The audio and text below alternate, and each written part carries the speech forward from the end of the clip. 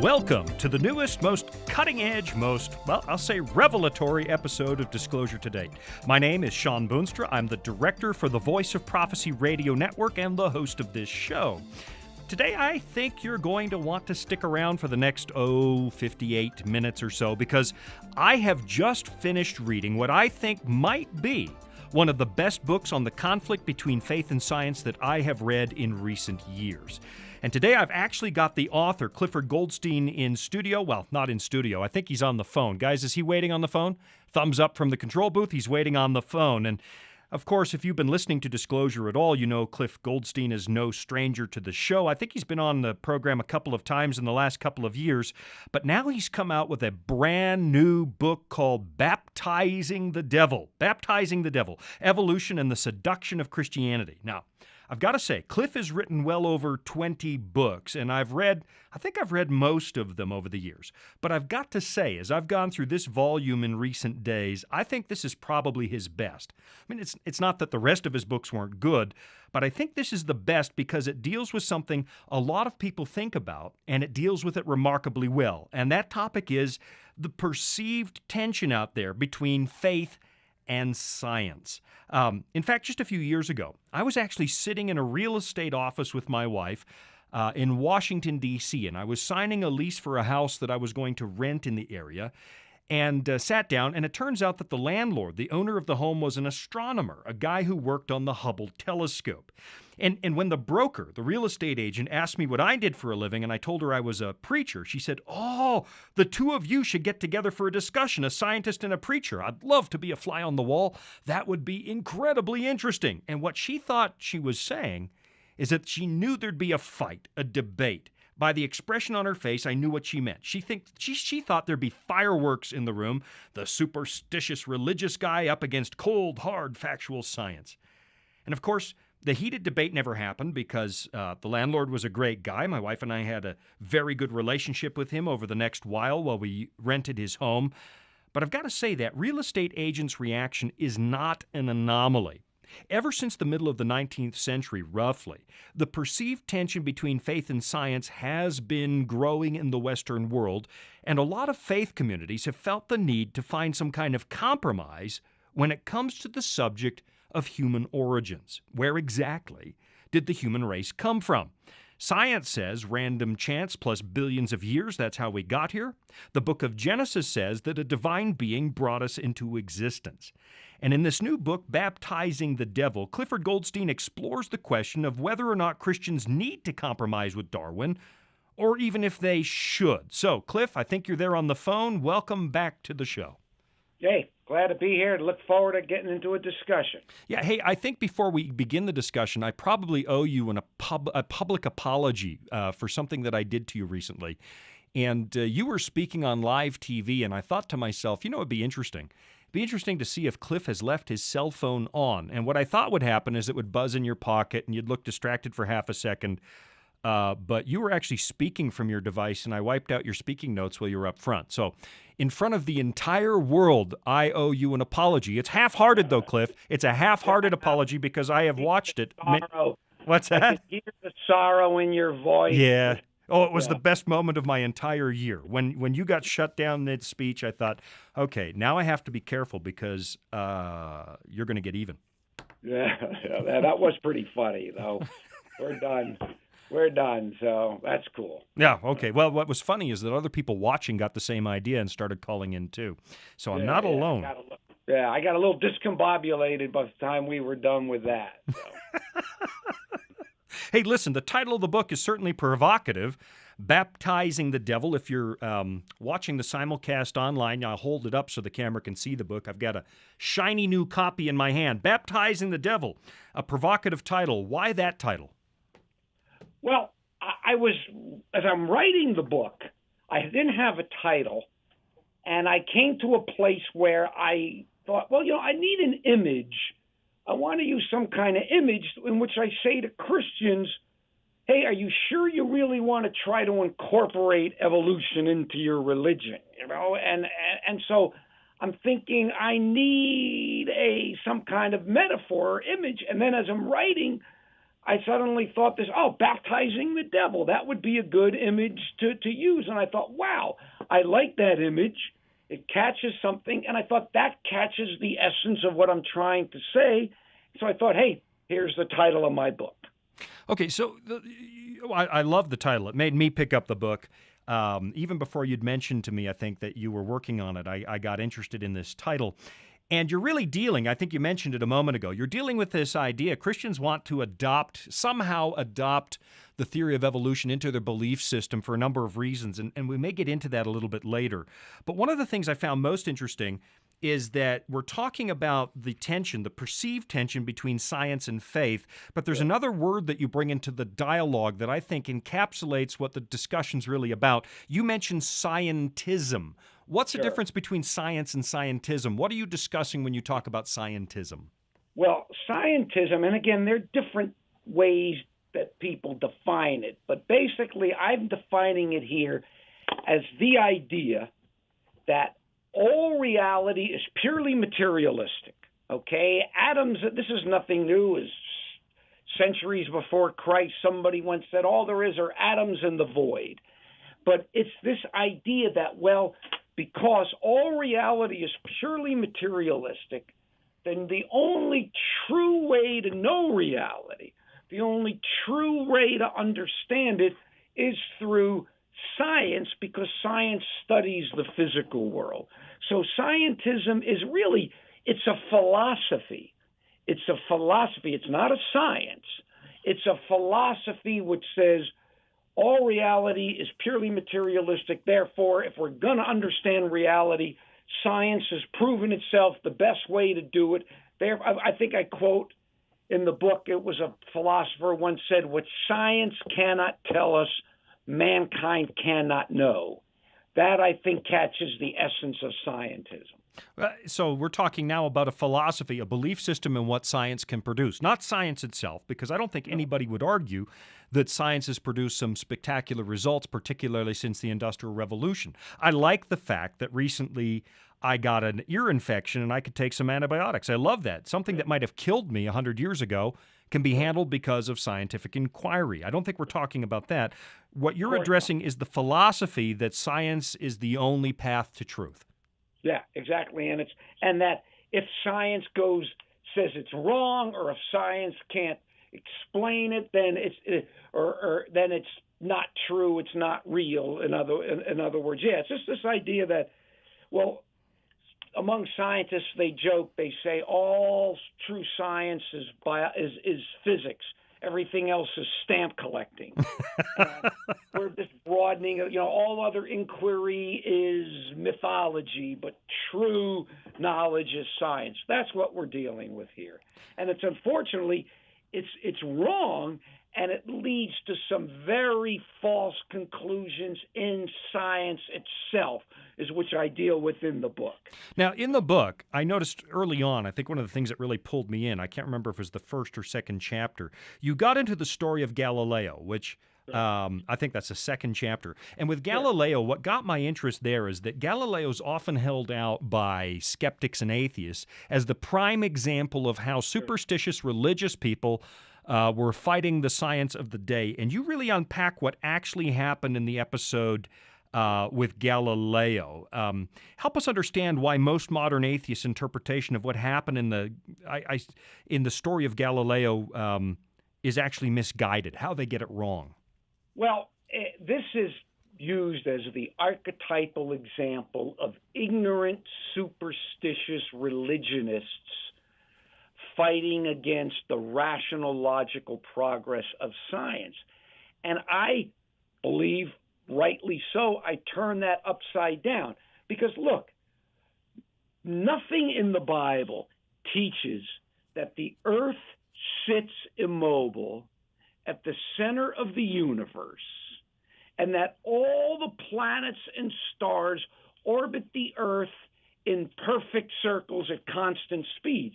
That's not Bible. That's the science of the day, which was Aristotle. Right. That's what Aristotle taught. And what happened was, in this case, the Christian church, in this case, the Roman church, buying into the science of its time, melded the science with the religion and interpreted the Bible through the science of Aristotle, who Aristotle did teach that the earth sat immobile at the center of the universe and all the stars and planets and everything circled it. That's not biblical. That's science.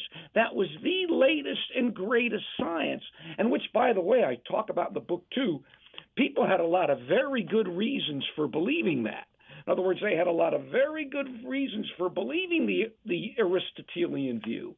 Well, that view turned out to be wrong, but because the church had, as the church often does, had compromised with the surrounding culture, with the science, they came away with egg on its face. So I argue that the theistic evolutionists today, those who try to meld and try to incorporate evolution in the Bible, they are the spiritual heirs of the Roman Catholic Church, the Inquisition, because they had done the same thing with the science of their time. Aristotle was the Darwin of their era, and today I say Darwin is the Aristotle of our era. Now that, I think that's what really pulled me in, is that you flip that whole story on its head to reveal that those who use it to critique people of faith are actually guilty of the crime that's found in that story. And I think in the Galileo's day, the Aristotelian model was that the Earth sits at the center of the universe, and there are these concentric spheres that circle the Earth, and the sun is on one of those. And it was not a horrible predictive model, right? You could actually... it worked. Here's the thing. This is the point that I make, and this is an important point.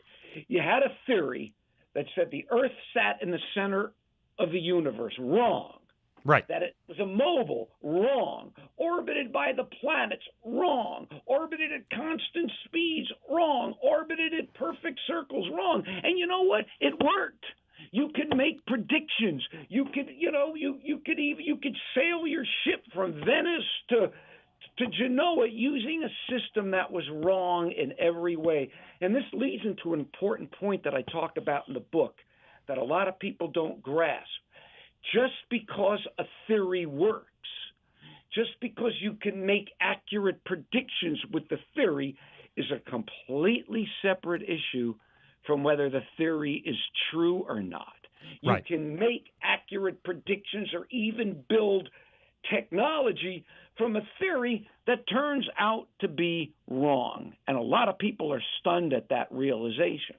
All right, I'm watching the clock on the wall. I do want to come back to that thought because that is really, really important. We have often had models that are predictive and useful but prove to be wrong, and I think you bring up the issue of Newton in the book and what happened with him. So what we're going to do is take a quick break, not a quick book. I'll read the book during the break. You take a break and go do what you need to do, and we'll be back in a moment with Clifford Goldstein, author of a brand new title, Baptizing the Devil, Evolution and the Seduction of Christianity. Do Christians really need to compromise with Darwinian evolution? Is it a good idea to bring that into our faith system?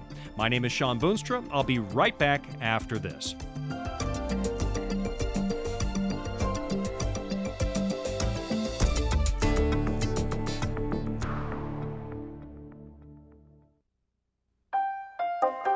Are you searching for answers to life's toughest questions like, where is God when we suffer? Can I find real happiness? Or is there any hope for our chaotic world?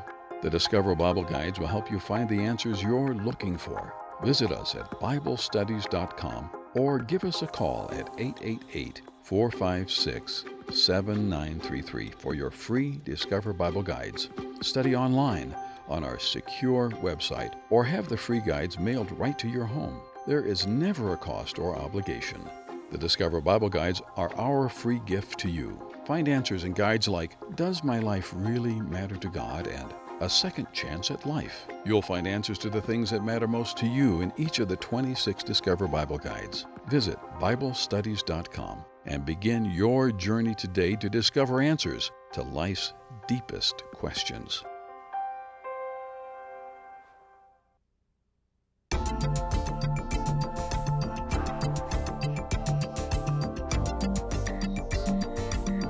And we are back from the break. My guest today, Clifford Goldstein, author of the brand new book, Baptizing the Devil, Evolution and the Seduction of Christianity. And Cliff, where can people get a copy of this book? Before we start to dissect the content a little bit more, you have a website that goes with this? Yeah, the website is just baptizingthedevil.com, one word. And that'll just link you right to the Amazon site, and you can download it as an ebook or order the print book. For some reason, Amazon, at least at this time, is still saying it's out of stock, but you could pre-order. But yeah, you can get it on Amazon, or there are some local bookstores you could find them in as well, I'm sure. But if you want for sure, just go to Amazon or to our website, baptizingthedevil.com. Baptizingthedevil.com. Certainly an intriguing title. We were talking just before the break about the idea of Galileo, how it was not really biblical theology that was being used to counter Galileo. It was Aristotelian cosmology. It was an Aristotelian model of the universe. It was the latest and greatest prevailing science of the time that some of the world's smartest people, most educated people believed, and which they had quite a lot of, quote, scientific empirical evidence to believe it. Well, because the model worked, didn't it? I mean, you could predict the phases of the moon. You could predict where the constellations and the planets would be. Although I wonder how they would predict the retrograde motion of planets with this concentric sphere business. You know, if the what they did was they did what science does today as well. They add modifications to it. They modify it. They don't give up their main system. But someone once called it a belt of auxiliary hypotheses. You add, all right, well, this doesn't quite fit, so we don't want to throw out the whole theory, so we'll modify this here a little bit. And that doesn't fit, we'll modify. And even today, some of the most proven theories in the world that are proven sometimes require a little bit of tweaking and ad hoc adjusting as well. It's just the nature of science as a whole. Well, you know, I laugh when Aristotle's name comes up because I was a big fan of Aristotle in college because he seemed to be the more objective philosopher. He was the one who sort of steered us down the road to empirical study of the universe around us. And I like that better than Plato, who was dealing with forms and sort of a Gnostic, what later Christian Gnostics would call their view of the universe, that there is no real virtue in what is material and physical. Aristotle was a little more real. But what makes me laugh about it is that it was settled science for years and years, I mean centuries. 1,000 years. Yeah, well, Aristotle actually said, I think he was parading around the front one day in front of his students, and he said, men have more teeth than women. And so somebody wrote that down. Well, if Aristotle says that, and you know, nobody questioned it for centuries. For centuries, it was assumed men had more because nobody bothered to open Mrs. Aristotle's mouth and actually count her teeth. Yeah.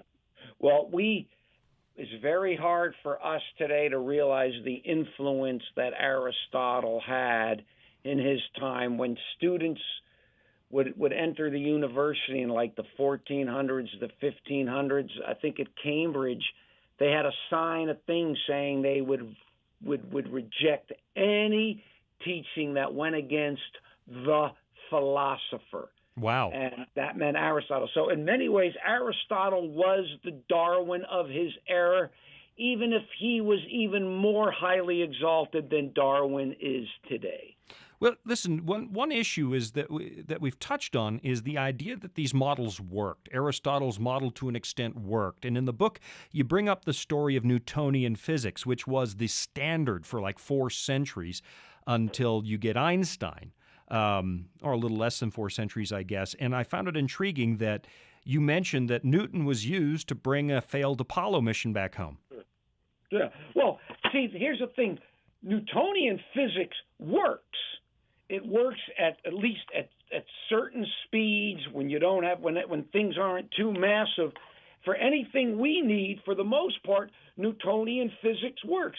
As I said in the book, the irony is Newton built his theory on gravity on 2 false assumptions: absolute space and absolute time. That was wrong. Newton had no idea what gravity was. He said that the idea of bodies influencing them through empty space is absurd. He doesn't know why anybody would believe it. He's talking about his own theory. And finally, eventually, Newton's theory had been superseded. Some say overturned by Einstein. I think that's a little too strong. But yet, in many ways, it's still considered one of the most successful scientific theories. Well, I know we still used it in physics class. I mean, everything that deals with the real world around you, the numbers still work. It still works. Where it fell apart was in the microscopic world. If you get down to the atomic level, it doesn't work anymore. Yeah, or in the massive level, like with black holes and so on and so forth. It doesn't work there either. But the point is, the theory worked even though there were fundamental flaws in it. And that's a point, because sometimes people will say to you, but the science works, as if suddenly, well, you hear the argument, well, you reject science, but, you get in airplanes that fly, and you go to the doctor who uses science, but you reject science when it comes to evolution. It's they're mixing apples and oranges.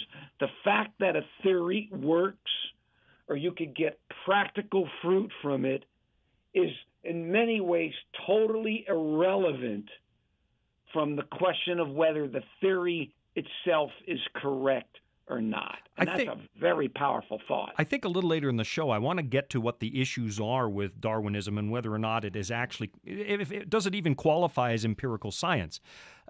Because to have empirical science, in a physics lab, I can put a cart on a ramp and I can do the math and do it 1,000 times, comes out the same way. And I'm not sure we can apply that standard to Darwin. Of course not. No, we'll come to that in a minute, because I want to talk about the issues with scientism itself. And at one point in the book, you make reference to Immanuel Kant and phenomenal knowledge. And I think the point you're raising is there are actually limits in the empirical scientific method as to what we know we can know. I mean, that's empiricism. Epistemology is the science of what do we know and how do we know it. Sure. Well, actually, it hit me one day as I'm researching this book.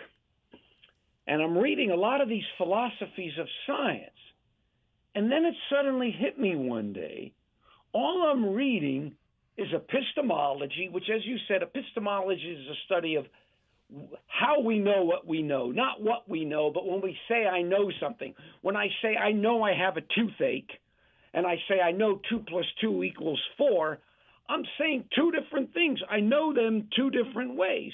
And epistemology is the study of that. Well, it hit me one day, not only am I studying epistemology, I'm studying an empiricist epistemology. And this is when we use our senses to discern the world. Well, for an awful lot of philosophers, the most distrustful way of coming to knowledge is through your senses. Our senses deceive us all the time. I mean, our senses, what could be more commonsensical than that the earth doesn't move? Sure. I mean, does the earth look like it moves? Does it feel like it moves? I throw a ball up in the air. The ball falls right back where I dropped it if I throw it straight up. If the earth moved, it should have moved to the left of me, to the right of me, to the front of me, or behind me. And wow, it suddenly hit me that science is just an empiricist epistemology. And for many thinkers, that is the worst way to try to come to certain knowledge. So there are some real limits on how much we can actually know through the method of observation. Let me give you an example, Sean, that I use sometimes for our senses. Imagine you're standing in a room. Say you're in front of an auditorium, 50 people, whatever, and tell them, okay, everybody be quiet. Nobody say a word. Nobody hears. And I said, there's no noise, is there? And then I take out my cell phone and I tune in or I take a radio and I turn into the nearest radio station, or I flip the dial and you hear music, you hear laughter, you hear talking. I said, folks, that stuff didn't originate in the radio. That stuff is all there in the air, all around us, as real as my voice, as real as my breath, as real as me. And yet, given the limits of our senses, given the limits of our body, this whole reality is completely inaccessible to us. And I say, what else out there is there that is completely inaccessible to us because of the limits of our senses, but is just as real as the things we can see or hear. Anyway, that's just a thought. I'm thinking about the science of death, which is kind of a morbid thing to bring up. But if you were to ask a doctor 200 years ago, what is the moment of death, he would come to a completely different conclusion than somebody would today. We keep actually moving that marker further and further back because we're developing ways to read alpha waves in the brain and... Sure.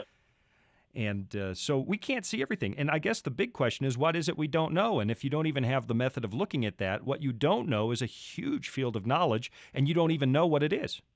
Yeah. Oh, yeah, it amazes me how, it's funny, it's just the old thing, the more I learn, the less I realize that I know. And there is this idea, well, science has the answers to everything.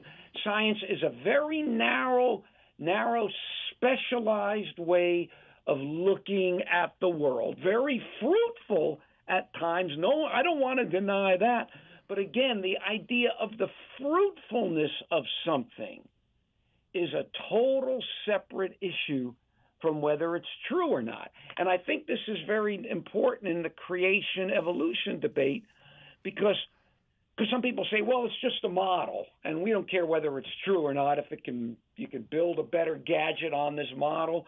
But when Richard Dawkins or an evolutionary biologist says 500 million years ago the dinosaurs evolved feathers or something like that, they're not talking a hypothetical model.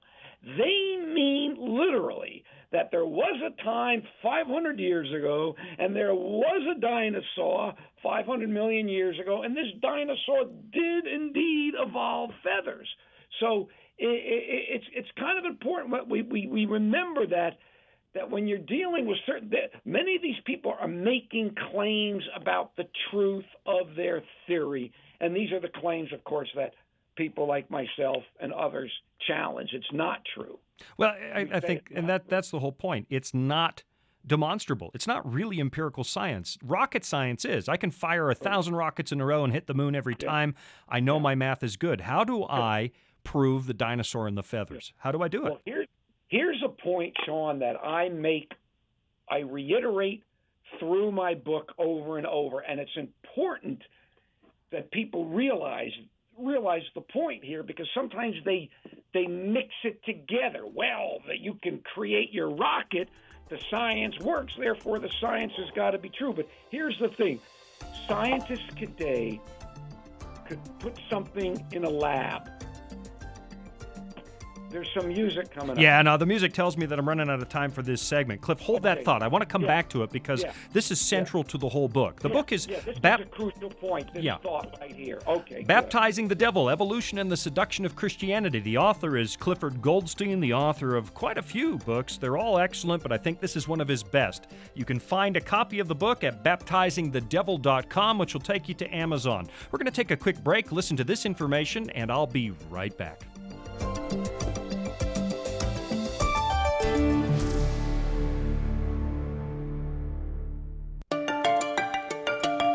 Are you searching for answers to life's toughest questions? Like, where is God when we suffer? Can I find real happiness? Does my life really matter to God? Or is there any hope for our chaotic world? The Discover Bible Guides will help you find the answers that you're looking for. Visit us at BibleStudies.com or give us a call at 888-456-7933 for your free Discover Bible Guides.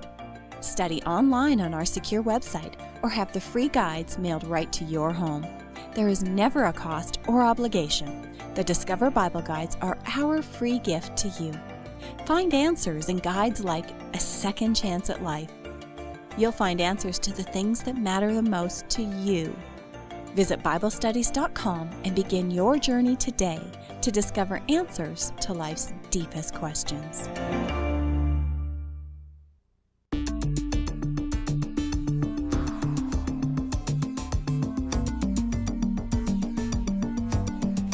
The book is Baptizing the Devil, Evolution and the Seduction of Christianity. The author is Clifford Goldstein. And if there is just one title you add to your library on the subject of faith and science or Christianity and evolution, this is the one title that you really need to have. It is probably the most comprehensive book, the best written book I've seen on the subject. And Cliff is in studio with me today. And Cliff, just before the break, we were talking about the fact that that the theory of evolution is not really empirical science. See, and this is an important point that people need to remember. Scientists could take something and they could put it in a lab today, okay, and they can bombard it with X-rays. They can bombard it with proton beams. They can dissect it. They can dye it. They can take it apart and put it back together. They can do all this stuff in one lab, and somebody could do something the same thing in another lab, and somebody could do the same thing in another lab to the material that's here and now. And you know what?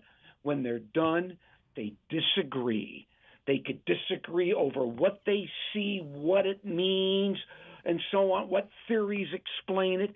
And yet at the same time, then we're supposed to bow down and genuflect in intellectual obsequiousness to every time some scientist makes a claim about, we figured there was a genetic mutation occurred 800 million years ago, and this caused such and such.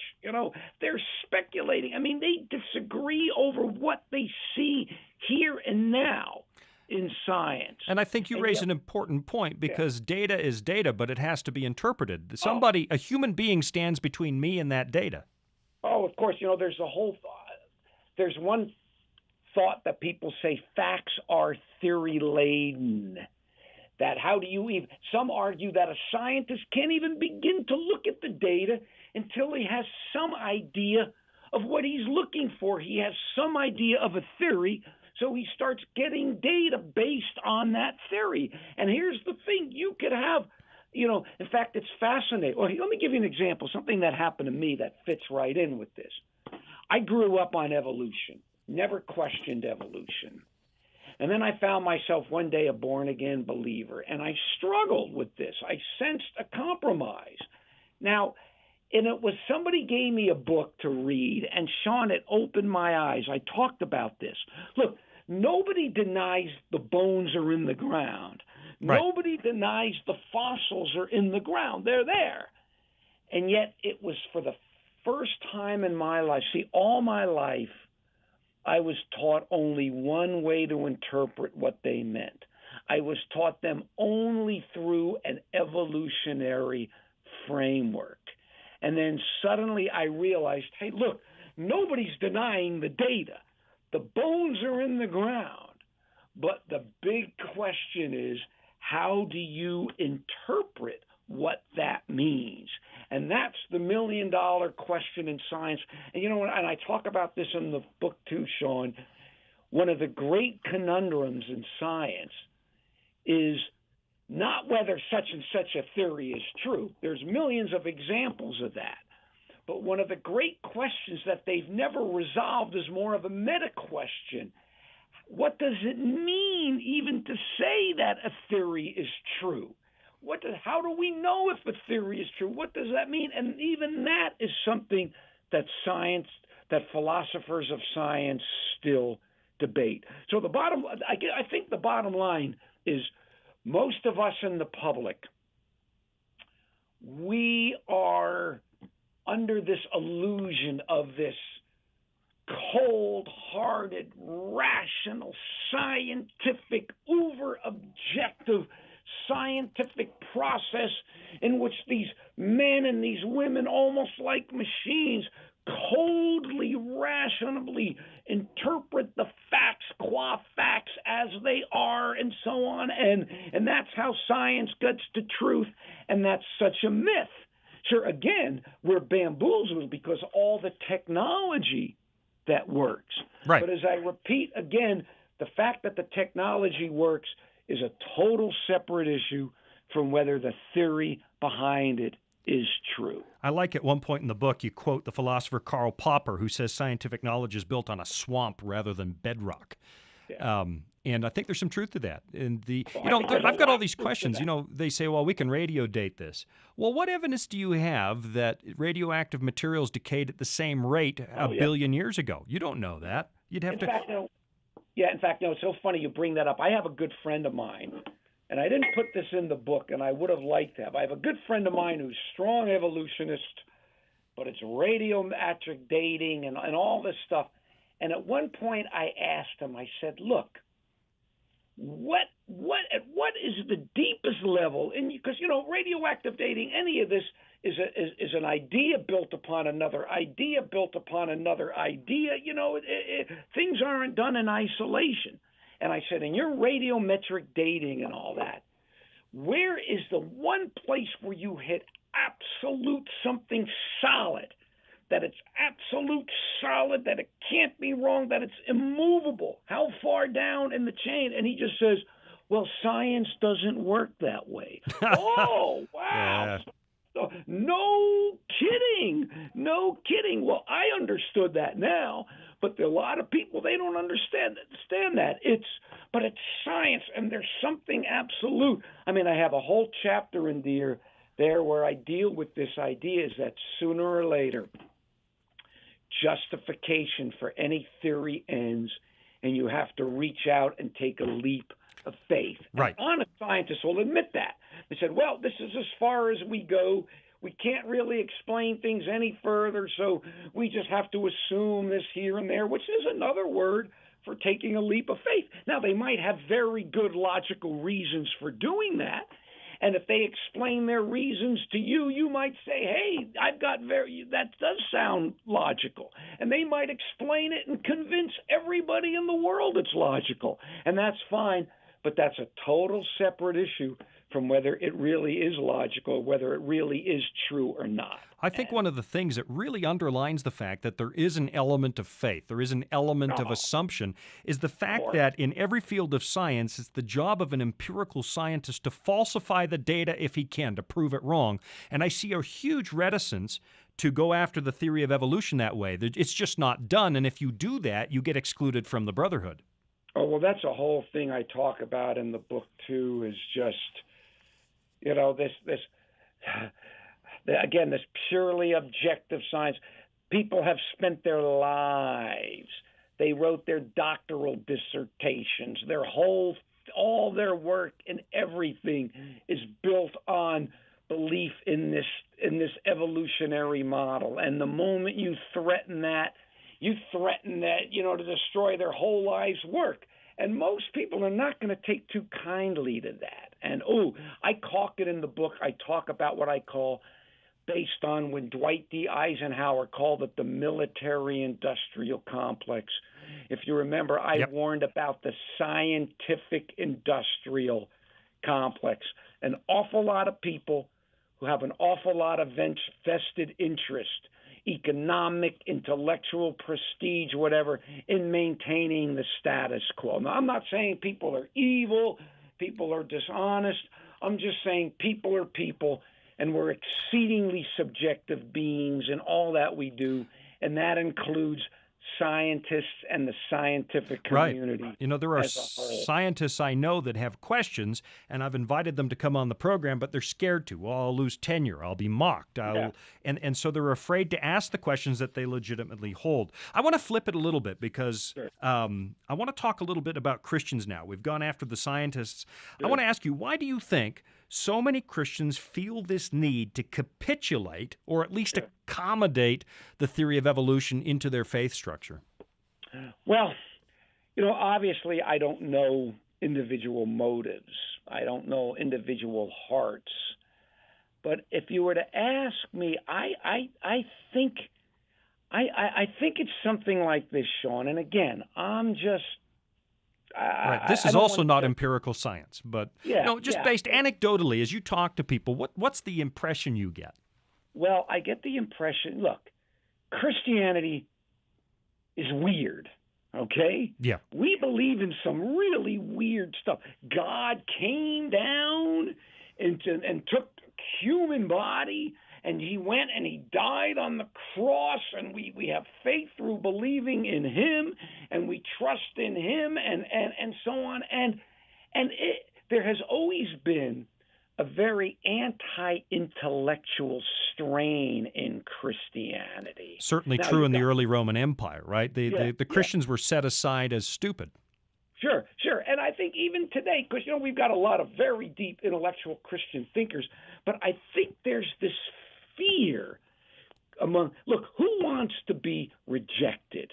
Who wants to be, oh, you're a Christian, you believe that silliness, but oh, no, look how sophisticated I am. I am sophisticated. I believe in this stuff. So I think there's that one level, but here's another level, Sean, that I think is important. And I talk about this in the book. There has been a very powerful and effective, and I know this is a negative word, but I don't know how any other word to use, the propaganda coup behind Darwin and Darwinist evolution has been phenomenal. I mean, the entire academy has been swept up by it. And if you're around all sorts of very smart people who have been indoctrinated in this teaching, who've been nurtured on it, who have been taught to interpret the world through it, and who really believe it, and they've built up all this, quote, evidence to back it up. In other words, they really believe it. They believe it's true. And so what do? If you're a Christian and you're caught up, wow, but the science proves it, the science shows it's true, then they almost feel like I have no choice. I have to believe it, so I got to find a way to incorporate it. And the whole point of my book, for better, for worse, is I wanted to show them, no, you don't have to believe it just because science says it. And that's the point. I don't get into a whole lot of, in the book, you'll notice I don't get into a whole lot of the science itself because I'm not qualified for that. I don't want to argue that. I want to look back and say, well, they say they prove it. Well, what do they mean? They say they have evidence. Well, what does that mean? And you start to look at it and, whoa, it's nowhere near as strong and as certain. See, I've been liberated. When somebody comes and says to me, but it's science, I don't have to bow down and genuflect before it. And again, when the science so blatantly contradicts the Word of God, then it's even easier for me to reject it. So anyway, but I think that's the point too. I think a lot of them, because they believe it. They've been propagandized by people who truly believe it, who truly think they've got good evidence for it. And then when it's assumed and all it's taught in colleges, when at the academia, they just assume it, they don't question it. It's assumed like the round earth is assumed. And again, notice, we can study everyday things to help see that the earth is round. We've got to take a quick break, Cliff. Yeah. When we come back, I want to talk about the implications for Christianity if you do bring this thought system in. What does it say about God and about faith and the story of salvation? I'm with Cliff Goldstein, Baptizing the Devil. Back in a moment.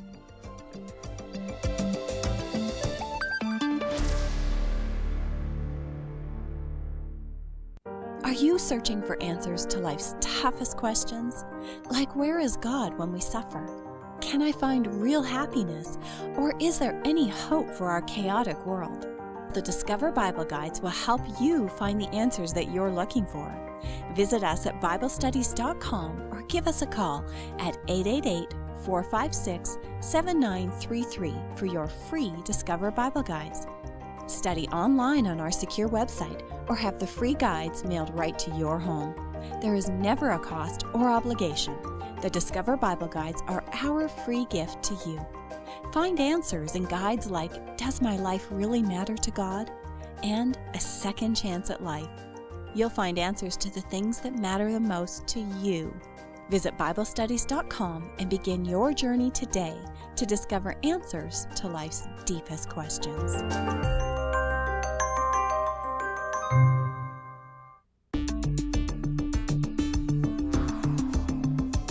And we are back from the break. We're in our final segment on today's episode of Disclosure. My name is Sean Boonstra. With me in studio, or at least by phone, is Clifford Goldstein, author of a brand new title on theistic evolution and the implications for faith. Baptizing the Devil, Evolution and the Seduction of Christianity. You know, Cliff, one of the things that I've noticed, Christians often feel intimidated, but that's so factual. And you mentioned being liberated. I was thinking when you were saying that Isaiah 40, verse 8, the grass withers, the flower fades, but the word of our God stands forever. The Bible's still in its first edition. It's never had to change. We've had to apologize for how we applied it, but it's still in its first edition after thousands of years. And my science textbook was in 100 editions nearly by the time I bought it. Oh, as a college freshman, I won't say how many years ago. I like that. First edition, yeah. Yeah. Let me talk a little bit, though. We were talking about the fact that Christians feel intimidated. They don't need to. There's lots on our side. You don't have to feel captivated. You can actually be more intelligent if you know the questions to ask, and that's one of the reasons I think your book's important. It gives people the right questions to ask. But I want to talk about what happens to Christian faith if we do accommodate. What implications does it have for the Christian faith if we say, all right, maybe God used 4.5 billion years to bring the planet into existence and several hundred million years to bring human beings into existence, and we started as protoplasm and worked our way up. What implications does that have for faith if we accommodate? Well, boy, you could get me off on that. Well, I truly, Sean, I have no idea how you could salvage Christianity in any way, shape, or form if evolution is true. And in other words, are you saying, Cliff, that thousands and thousands of PhDs in physics, in biology, in chemistry, in paleontology, in geology, that these thousands of PhD, these Nobel laureates, these experts in all these things, you're saying all of them are wrong? Yup. That's what I'm saying. They're wrong. It's the word of man contrary to the word of God. And all you have to do, and I touch on this in the book, is look at some of the well-meaning attempts by some Christians to attempt to harmonize evolutionary model with the Genesis creation account. It's really kind of sad. It's really, if evolution is true, you can read anything you want into the Bible. It's like I even said to someone, even if I weren't going to take Genesis literally, how can you possibly find any way at all to interpret it in any honest way to fit billions of years of evolution? Well, one of the questions I've got is nobody questions whether or not Jesus of Nazareth, well, some people question whether or not he was actually real. Most don't. And so you've got these genealogies in the Bible, and I ask some people, where are you going to draw the line? Who's the myth and who's real? Which father was a mythological being? Where's that line in Genesis? Well, you even have it stronger in Romans 5, where you've got Paul in this whole chapter. He talks about Adam, and then at one point he talks about Moses, and then at one point he talks about Jesus. And there's very clear, time again in Romans 5, the first man, Adam, did something. The second man, Jesus, came and undid it. You've got probably half a dozen times this clear link between Adam and Jesus. And if you get rid of Adam, which you really have to in an evolutionary model, in an evolution, you cannot have this pristine Adam. Then what do? You basically destroy the whole foundation of what's the key doctrine in Christianity, the atonement of Jesus on the cross. In New Testament theology, that's inextricably tied to a literal Adam. And once you get rid of the literal Adam, the whole foundation for Christ's death on the cross is usurped. And I'm sorry, that's too big of a price to pay to try to fit in something that's just science. It's just science. And as you said, science changes all the time. It does. One of the big questions for me, Cliff, is I was reading in Colossians last night, and it's speaking of Jesus. All things were created through him and for him. That's why the Bible calls him the beginning and the ending of creation. God the Father presents creation. He creates through Jesus, but it's for Jesus and it's through Jesus. And so it's kind of a gift to his son if you look at it. Here's creation. This is a gift for you. What kind of a gift would a tooth-and-nail Darwinian world be for God the Father, a God of love, to give his son? In fact, it's funny. I've even read the sad thing is I've read atheist evolutionists who bring that exact point up, and say, what kind of God is this who's going to create that way? You know, they're able to see what this says about the character of God in ways that professed Christians can't see. And, you know, and think about this too, and I touch on this in the book. You know, a lot of Christians don't like Richard Dawkins. And yet, think about it. What if you're a theistic evolutionist? You are very much have vastly more in common with Richard Dawkins than you do with me. Right. Okay? I mean, you have much more. I mean, the only difference between you and Richard Dawkins is Richard Dawkins doesn't believe that God was involved in the process at all. But otherwise, you, like Dawkins, believe it began billions of years ago. There was this violent predation, billions of years of violence and suffering and chance, and species die out, new species come in, and then bit by bit over all these years, red tooth and claw, and on and on and on, all this suffering till eventually you get to something, humans. What kind of humans? I don't know. And I don't know, there's got to be something wrong with some kind of compromise in which Christians are almost in complete harmony with somebody like Richard Dawkins and totally out of harmony with, say, somebody like yourself, Sean, or myself. Something's wrong with this picture. Well, does Genesis, in your opinion, Cliff, does Genesis do a better job of describing the reality we live in than Darwin did? Oh, of course. Genesis does. I mean, it's because, here's the thing, Sean. Look, even with all the violence and all, I look around at reality. I could look around at a flower. I could look around at a baby. I could look around at a cherry tree blossoming. And yeah, there's sickness and there's blight and there's all this. But through it, you can see the benevolence and love of God that is expressed when God saw all that he made, and it was tov me'od, very good. You see that. I mean, the colors and the tastes and all that and the beauty. Where does that fit in the Darwinian model? It's oh my goodness, it's in my thinking. Again, I'm coming at it from a preconceived notion already. I know what I believe, but it sure seems to make a whole lot more sense to me than the Darwinian model. One of the assumptions in the Darwinian model is that natural selection is moving us upward and better. And I've often wondered, well, why would we necessarily be getting better, and what would better be? And then I think back to the wise man in Ecclesiastes 3, verse 11, where it says, God has put eternity in the hearts. Why is it that we can recognize something's wrong with this world, and why would we even long for something better?